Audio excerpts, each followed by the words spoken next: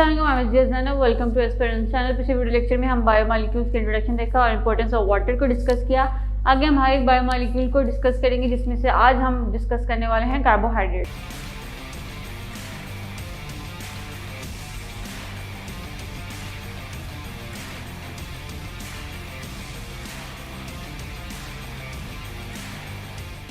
Carbohydrates की बात करें तो पहले हम इसके वर्ड पे देखते हैं। कार्बो मीन्स मतलब जहाँ पे कार्बन से ड्राइव हुआ है और हाइड्रेट्स मतलब हाइड्रोजन। ठीक है, तो जो पहले माना जाता था कि जो कार्बोहाइड्रेट्स हैं उनमें सिर्फ carbon and hydrogen he present होते हैं, लेकिन जिस तरह से डिस्कवरीज में पता चला कि जो कार्बोहाइड्रेट्स होते हैं उनमें carbon, hydrogen and oxygen present होते हैं, जिनकी रेशो 1:2:1 है।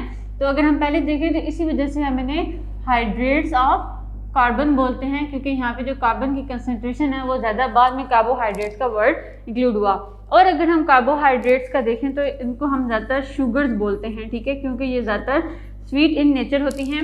और ज़्यादा जब हम शुगर्स की बात करें तो हमारे जहन में सिर्फ एक ही नाम आता है, ग्लूकोज। ठीक है, तो ऐसी नहीं है कि जो ग्लूकोज है सिर्फ वही एक शुगर है, बल्कि कार्बोहाइड्रेट और भी बहुत ज़्यादा, अगर हम क्लासिफिकेशन देखेंगे तो बहुत सारे कार्बोहाइड्रेट्स हैं जो हमारे पास क्या हैं, शुगर्स हैं। और ये भी नहीं है कि जो सारी शुगर्स हों वो स्वीट इन ही टेस्ट हो। ठीक है, कुछ होती हैं ज़्यादा स्वीट होती हैं, कुछ नॉर्मल होती हैं, कुछ इंटरमीडिएट उनका लेवल होता है और कुछ बिल्कुल ही टेस्टलेस होती हैं। तो सिर्फ एक जो ग्लूकोज है वही शुगर नहीं है, बल्कि और भी बहुत सारी शुगर्स हैं जो प्रेजेंट हैं, जो हम आगे डिस्कस करेंगे। उसके बाद अगर हम देखें तो हम इसे सैकराइड्स भी बोलते हैं। अभी हमने शुगर्स की बात की, तो जो कार्बोहाइड्रेट्स हैं उनको सैकराइड्स बोलते हैं, जिसका मतलब क्या है, शुगर। ठीक है, और अगर इन सैकराइड्स जो यूनिट्स होती हैं इन्हीं की बेसिस पे कार्बोहाइड्रेट्स को हम क्लासीफाई भी करते हैं। उसके बाद अगर हम देखें तो जो कार्बोहाइड्रेट्स है वो मेन सोर्स ऑफ एनर्जी है। जब हम ऑर्गेनिज्म या ह्यूमन की बात करते हैं तो उसके अंदर ह्यूमन को जो 55% एनर्जी होती है वो कार्बोहाइड्रेट से मिलती होती है। ठीक है, तो ज़्यादातर हम बायोमॉलिक्यूल आगे डिस्कस करेंगे। हर एक बायोमॉलिक्यूल की अपनी इंपॉर्टेंस है, लेकिन जो मेन एनर्जी ज़्यादा प्रोवाइड कर रही होती है वो क्या होती है, कार्बोहाइड्रेट्स होते हैं। इसी वजह से जो लोग मोटापा जिनको होता है, जो ज़्यादा मोटे होते हैं, उनको कहा जाता है कि अपनी डाइट में कार्ब्स को कम करें। ठीक है, आगे हम कार्बोहाइड्रेट्स की क्लासिफिकेशन को डिस्कस करते हैं। ठीक है, जो कार्बोहाइड्रेट्स हैं हमारे पास, उसे हम 3 क्लासेस में डिवाइड करते हैं। जो पहली हमारे पास क्लास है वो है मोनोसैकराइड्स। ठीक है, मोनोसैकराइड्स हमारे पास सिंपलेस्ट शुगर्स हैं, हम इनको सिंपल शुगर भी बोलते हैं या सिंपलेस्ट भी, क्योंकि इनका जो स्ट्रक्चर होता है वो सबसे क्या होता है, सिंपलेस्ट होता है, क्योंकि इसमें सिर्फ एक सैकराइड यूनिट प्रेजेंट होती है। सिर्फ एक सैकराइड यूनिट प्रेजेंट होगी तो इसका स्ट्रक्चर क्या होगा, सिंपल होगा। अब इसमें सिर्फ एक सैकराइड यूनिट है, लेकिन इसमें जो कार्बन का नंबर है वो ज़्यादा हो सकता है। किस तरह से, अगर किसी भी सैकराइड की हम बात करें उसमें सिर्फ 3 कार्बन है तो उसको हम जो क्लासीफाई करते हैं उसे हम ट्राइओजेस में करते हैं। ठीक है, इसी तरह से हमारे पास टेट्रोजेस भी प्रेजेंट हैं, पेंटोजेस भी प्रेजेंट हैं। ठीक है, जितना इनका कार्बन नंबर होगा ज़्यादा होता जाएगा, इसी तरह से इसकी क्लासिफिकेशन होती जाएगी। ठीक है, उसके बाद हमारे पास हेक्सोजेस एंड हेप्टोजेस हैं। ट्राइओजेस में 3 कार्बन नंबर था, टेट्रोजेस में 4 कार्बन नंबर, पेंटोजेस में 5, हेक्सोजेस में 6, हेप्टोजेस में 7। जो मेन हमारी जो डिस्कशन होगी वो ज़्यादातर 6 कार्बन और 3 कार्बन की होगी, जो हम आगे क्लासिफिकेशन देखेंगे। ठीक है, अगर हम हेक्सोजेस की बात करें तो इसमें हम ग्लूकोज एंड फ्रुक्टोज को डिस्कस करेंगे। ट्राइओजेस में ग्लाइसर, एल्डिहाइड और कुछ और है हमारे पास, जिनमें एल्डो और कीटो ग्रुप भी डिस्कस करेंगे। उसके बाद हमारे सेकंड पे आ जाते हैं तो वो हमारे पास क्या हैं, ओलिगोसैकराइड्स। ठीक है, ओलिगोसैकराइड्स में क्या होता है कि जो सैकराइड्स की यूनिट है उनका नंबर हो जाता है 2 से 10। 2 से 10 अगर सैकराइड यूनिट्स प्रेजेंट होंगी तो वो हमारे ओलिगोसैकराइड्स में आ जाएंगे। इसमें जो मेन हम डिस्कस करेंगे वो डाइसैकराइड्स को करेंगे, लेकिन इसके अलावा भी हमारे पास ओलिगोसैकराइड्स होती हैं, जिनमें हमारे पास क्या है, टेट्रा एंड ट्राइसैकराइड्स। ठीक है, लेकिन जो मेन डिस्कशन करनी है हमने बुक के लिहाज से, उसमें हम डाइसैकराइड्स को डिस्कस करेंगे, जिनमें हम 3 एग्जांपल्स देखेंगे।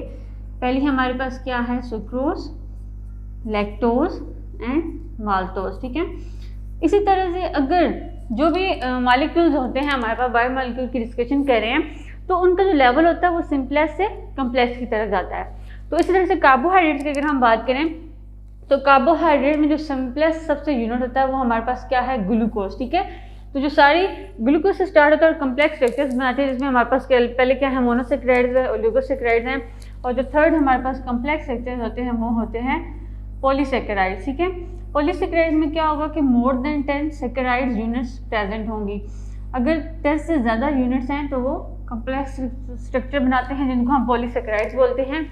और ये जो पॉलीसेक्राइड्स है, जब इनसे एनर्जी चाहिए होती है तो ये सारे ब्रेकडाउन होते हैं इनटू द सिंपलेस्ट फॉर्म। तो कार्बोहाइड्रेट की अगर हम बात करें तो इसकी सिंपलेस्ट फॉर्म क्या है हमारे पास, ग्लूकोज। ठीक है, पॉलीसेक्राइड्स के भी आगे हमारे पास दो टाइप्स हैं, होमोपॉलीसेक्राइड्स एंड हेटेरोपॉलीसेक्राइड। अगर कोई ऐसा पॉलीसेक्राइड है जिसमें जो सेक्राइड यूनिट्स हैं वो बिल्कुल सेम है तो उसको हम होमो बोलेंगे। ठीक है, और अगर वो सेक्राइड यूनिट्स डिफरेंट हैं, डिफरेंट मॉलिक्यूल्स हैं, तो फिर वो किस कैटेगरी में आएंगी, हेटेरोसेक्राइड्स में।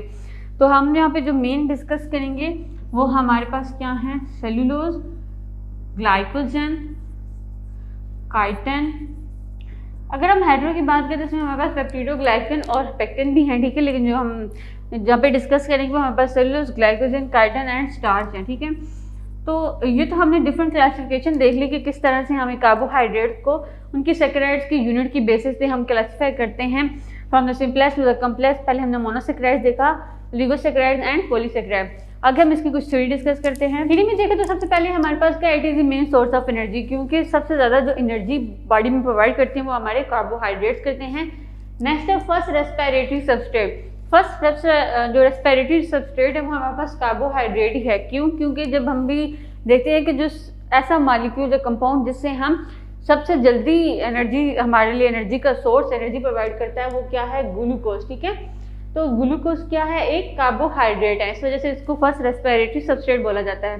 उसके बाद हमने कार्बोहाइड्रेट्स में जो एलिमेंट्स प्रेजेंट है हमारे पास, कार्बन, हाइड्रोजन एंड ऑक्सीजन, उनकी रेशो देखी और वो प्रेजेंट होते हैं किस रेशो में, जनरलाइज फार्मूला हमने डिस्कस किया CH2OY। ठीक है, तो इसका ये फार्मूला भी है, दूसरा फार्मूला है CnH2nOn। ठीक है, तो ये दोनों इसके क्या हैं, जनरलाइज फार्मूला है। उसके बाद जो सिंपल कार्बोहाइड्रेट होती है स्वीट इन टेस्ट होती है, इस वजह से इनको शुगर्स भी बोला जाता है। और नॉर्मल ह्यूमन बॉडी में जो एनर्जी ये प्रोवाइड करती हैं वो 55 to 56% है। तो बात करते हैं मोनोसेक्राइड्स की। मोनोसेक्राइड्स हम देख चुके हैं कि ये सिंपलेस्ट शुगर्स है जिनके अंदर सिर्फ एक सेक्राइड यूनिट होता है, लेकिन हम कार्बोहाइड्रेट्स को उनकी फंक्शनल जो ग्रुप्स होते हैं उनकी बेसिस पे दो कैटेगरीज में डिवाइड करते हैं। वन इज द एल्डिहाइड और दूसरा क्या है हमारे पास, कीटोन। तो अगर किसी भी शुगर में एल्डो ग्रुप प्रेजेंट होगा तो उसे हम एल्डिहाइड बोलेंगे या एल्डिहाइड शुगर बोलेंगे, और अगर कीटो ग्रुप है तो उसको हम कीटोन बोलेंगे। तो ये ग्रुप्स किस तरह से प्रेजेंट होते हैं, पहले यहाँ पे हम ट्रायोसिस को भी डिस्कस कर लेते हैं, जो एग्जांपल्स लेके।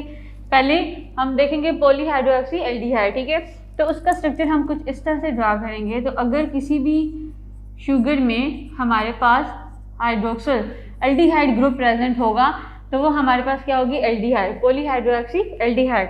और इसी तरह से अगर हम 3 कार्बन शुगर की बात करें तो अगर हम इसका स्ट्रक्चर ड्रॉ करें तो हमारे पास अगर यहाँ पे डबल बॉन्ड हो तो उसको हम क्या बोलते हैं, कीटो ग्रुप प्रेजेंट हो तो उसको हम बोलते हैं कीटोन या पॉलीहाइड्रोक्सी कीटोन। ठीक है, तो ये हमारे पास दो स्ट्रक्चर्स हैं कि अब किसी भी शुगर्स को उनके फंक्शनल जो ग्रुप्स होते हैं, एल्डिहाइड ग्रुप प्रेजेंट होगा या कीटो ग्रुप प्रेजेंट होगा, तो उनकी बेसिस पे हम इनको दो में डिवाइड करते हैं, एल्डिहाइड और कीटोन। नेक्स्ट हम देखते हैं जो दो हमने स्ट्रक्चर डिस्कस करने हैं हेक्सोसिस के। ठीक है, हेक्सोसिस में हम दो स्ट्रक्चर देखेंगे, एक है हमारे पास ग्लूकोज और दूसरा क्या है, फ्रुक्टोज। ठीक है, इनका बस स्ट्रक्चरली डिफरेंस है, लेकिन इनका जो फार्मूला अगर हम देखते तो वो हमारे पास क्या है, बिल्कुल सेम। तो पहले हम ग्लूकोज को डिस्कस करते हैं। अगर हम इसका ओपन स्ट्रक्चर बना लेते हैं पहले। ठीक है, कार्बन आप लोग गिनते जाएं, ये कितने हैं, ज़्यादा ना हो जाए, देख लेते हैं 1 2 3 4 5 एक और होगा।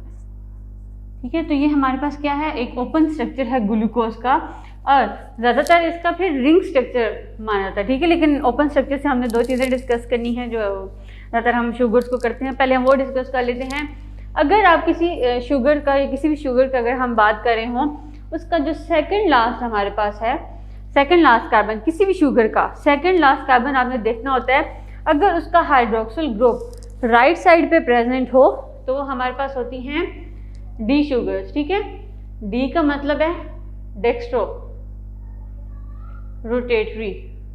और किसी अगर ओपन स्ट्रक्चर आप देख रहे हैं और उसके सेकंड लास्ट कार्बन में यहाँ पे ही क्या हो कि जो कार्बन है उसके राइट साइड पे हाइड्रोजन हो लेकिन उसके लेफ्ट साइड पे हाइड्रोक्सिल ग्रुप हो, तो वो हमारे पास होती हैं एल शुगर, और एल का यहाँ पे क्या है लेवोरोटेटरी। ठीक है, तो इस तरह से जो शुगर्स हैं उनको हम दो में डिवाइड करते हैं, L sugars and D sugars. क्यों?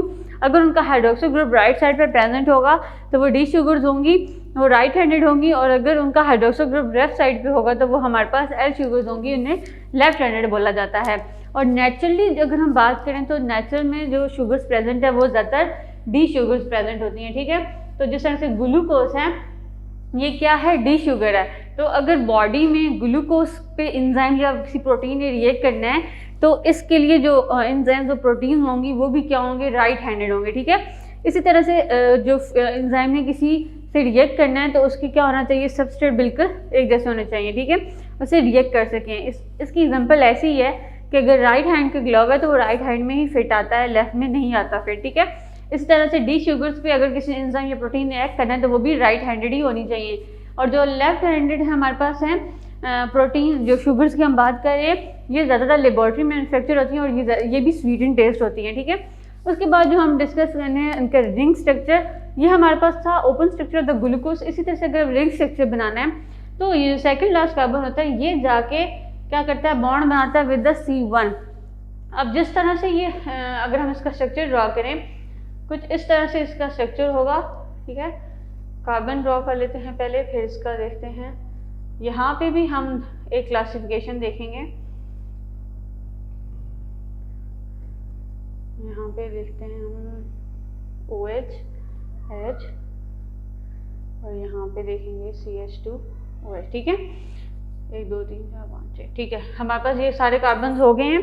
इसके बाद अगर हम ग्लूकोज का ही हमने स्ट्रक्चर ड्रॉ किया है, अब यहाँ पे हम ज़्यादातर जब हम देखते हैं ये जब आप आगे डिफरेंट शुगर्स ओलिगोसैकेराइड या पॉलीसैकेराइड्स को देखेंगे उसमें ज़्यादातर लिखा होता है जैसे अल्फा ग्लूकोज और बीटा ग्लूकोज। ठीक है, अल्फा ग्लूकोज और बीटा ग्लूकोज का क्या मतलब है, दोनों ग्लूकोज ही है, बस उनका जो केमिकल फार्मूला वो बिल्कुल सेम होता है लेकिन उनके जो स्ट्रक्चर का फार्मूला है उसमें थोड़ा सा डिफरेंस आ जाता है।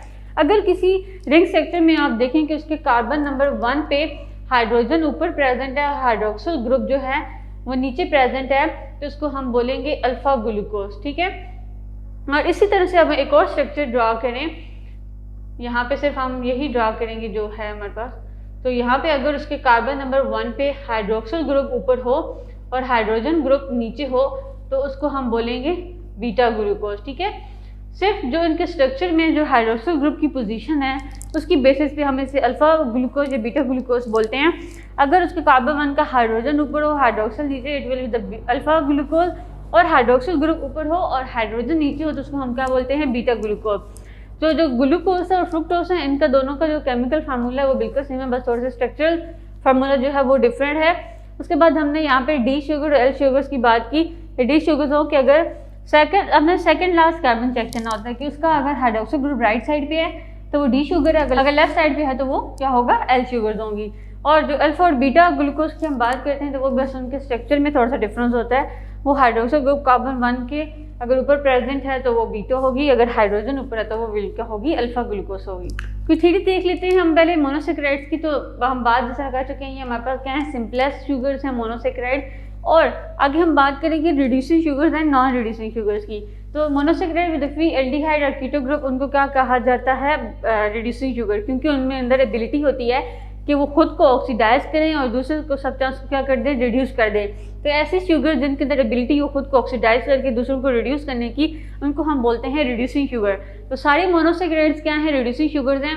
और अगर हम ओलिगोसैकेराइड्स की बात करें उसमें सुक्रोज जो है वो नॉन रिड्यूसिंग है। जो बाकी सैकेराइड्स हैं हमारे पास, डाइसैकेराइड्स हैं, वो क्या है हमारे पास रिड्यूसिंग शुगर्स हैं। और पॉलीसैकेराइड्स की बात करें तो वो भी क्या है, नॉन रिड्यूसिंग है, क्योंकि उनके अंदर एबिलिटी नहीं होती कि वो खुद को ऑक्सीडाइज करें और दूसरों को रिड्यूस करें। इसी एबिलिटी की बेस पे हम टेस्ट करते हैं बेनेडी टेस्ट और फिलिंग टेस्टिंग में, जिसमें हम डिटेक्ट करते हैं presence of glucose in urine. ठीक है, वहाँ पे किसी भी सैंपल, अगर हम यूरिन के सैंपल लिए तो वहाँ पे ग्लूकोज की कंसंट्रेशन को चेक किया जाता है। अगर कंसंट्रेशन ज़्यादा होगी तो फिर क्या है, आप डायबिटीज़ के पेशेंट हो गए। नेक्स्ट है हमारे पास ग्लूकोज इज द डेक्स्ट्रोजेटी। हम पहले बात कर चुके हैं, जो ग्लूकोज है ये एक नेचुरल हमारे पास शुगर है, ठीक है। इस वजह से ये क्या है, डी शुगर्स हैं, इसकी वजह से इसको डेक्स्ट्रोज भी बोला जाता है, ये इसका ग्लूकोज का एक एक्स्ट्रा नेम है। कुछ एग्जांपल्स देख लेते हैं मोनोसेक्राइड्स की। जो पहले हमारे पास ट्राइओसिस है, ट्राइओसिस में हम लेंगे ग्लाइसरल्डिहाइड एंड डाइहाइड्रोक्सी एसीटोन। इनके जो फंक्शनल ग्रुप्स हैं उनके बेसिस पे इन्हें क्लासिफाई किया गया। उसके बाद हम फंक्शंस देखें तो ये इंटरमीडिएट होते हैं in the process of photosynthesis and cellular respiration. टेट्रोसिस में हम लेंगे थ्रोज की, तो ये भी इंटरमीडिएट होते हैं बैक्टीरियल फोटोसिंथेसिस के प्रोसेस में। नेक्स्ट हमारे पास है पेंटोसिस राइबोस एंड डीऑक्सी राइबोस, ठीक है। ये दोनों इंपॉर्टेंट शुगर्स हैं। जब हम आरएनए की बात करते हैं तो आरएनए में हमारे पास राइबोस प्रेजेंट होता है, और अगर हम डीएनए की बात करें तो उसमें डीऑक्सी राइबोस प्रेजेंट होता है। कीटो ग्रुप में हमारे पास क्या है, ड्यूबुलोज। नेक्स्ट है हेक्सोजोस, जिसमें हमने ग्लूकोज और फ्रुक्टोज को डिस्कस कर लिया। जो रेस्पिरेटरी फ्यूल है वो हमारे पास वो क्या है, ग्लूकोज। और अगर हम फ्रुक्टोज की बात करें तो वो हमारा इंटरमीडिएट होता है इन दी रेस्पिरेशन। और ग्लैक्टोज को हम कंपोनेंट है मिल्क शुगर का, ठीक है। कंपोनेंट है मिल्क शुगर का। मिल्क शुगर क्या है हमारे पास, लैक्टोज। तो ग्लैक्टोज का एक कंपोनेंट है। नेक्स्ट हमारे पास हेप्टोजेस है, उसमें हम एग्जांपल लेंगे ग्लूकोहेप्टोज की एंड सीडोहेप्टोलोज की, जो कि इंटरमीडिएट है in the process of photosynthesis. ये तो हमारा आज का लेक्चर जिसमें हमने कार्बोहाइड्रेट्स को डिस्कस किया, उनकी डेफिनेशन देखी और किस तरह से हम कार्बोहाइड्रेट्स को क्लासिफाई करते हैं। हम मोनोसेक्राइड्स को देखा कि उनके फंक्शनल ग्रुप्स की बेसिस पे हम उन्हें किस तरह से डिफर करते हैं on the basis of the functional group, aldo group और कीटो ग्रुप। और डी और एल शुगर्स को डिस्कस किया। आप हमें फेसबुक के पेज पे फॉलो भी कर सकते हैं और व्हाट्सएप का ग्रुप भी ज्वाइन कर सकते हैं, जिसका नंबर आपको डिस्क्रिप्शन बॉक्स में मिल जाएगा।